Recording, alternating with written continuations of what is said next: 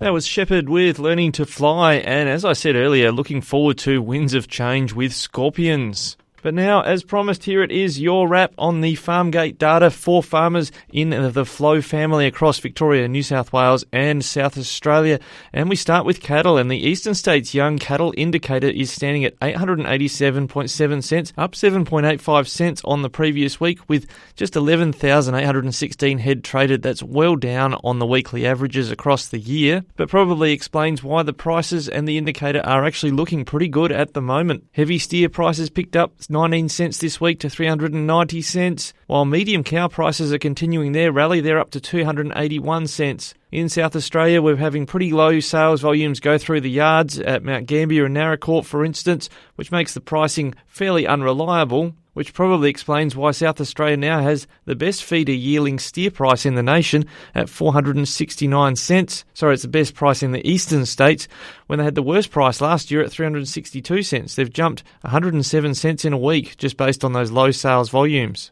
Victoria's prices are well below those on offer in Queensland and northern New South Wales for cattle. Victoria's got the strongest medium cow price at 300.1 cents and the best eastern states medium steer price at 422 cents, whilst Western Australia is returning 452 cents.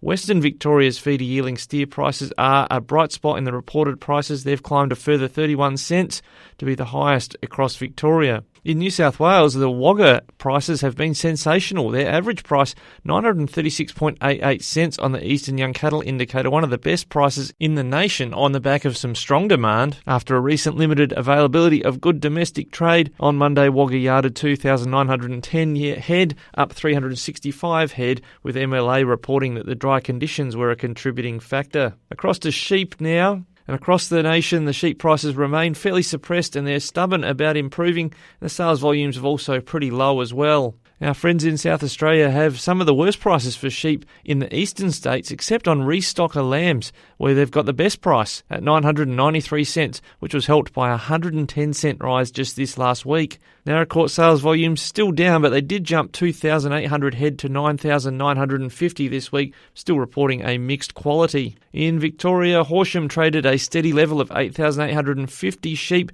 and there was a mixed quality reported with a number of lambs lacking good finish. But Western Victoria's prices do remain well up in all categories compared with the Central West prices. No reported prices from Gippsland this week. The sheep prices in New South Wales continue to be strong across the board. Heavy lamb prices are the best in the nation at 773 cents. Southern New South Wales has got the best restocker lamb prices, 978 cents, well up on Central West and Northern New South Wales, even though their prices did fall back into the pack compared to last week's prices. Those dry conditions mentioned earlier regarding cattle have also affected the sheep trade. Wagga trade fell 3,990 to 35,500 yarded on the back of the cheaper prices that might have scared some farmers off from the week before, whilst Corowa on Monday traded 13,980 sheep, largely comprising of lambs, a 3,000 rise on the previous week. For the rest of your farmgate data, head to flownews24.com.au and click on agriculture, and you'll see your farmgate data there, not just for livestock, but also when it comes to wool